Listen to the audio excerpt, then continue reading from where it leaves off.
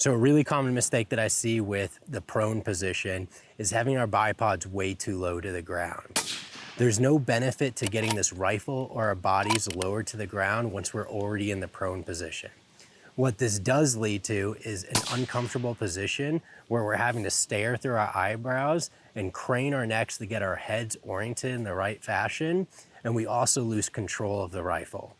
As we bring our bodies more parallel with that ground, we're gonna lose presentation of the upper body to the butt pad. So instead of having a nice full contact with that butt pad, where we can easily manipulate and control this rifle by having that strong rifle to body connection, we're only gonna have about 1 to 2 inch purchase at the top.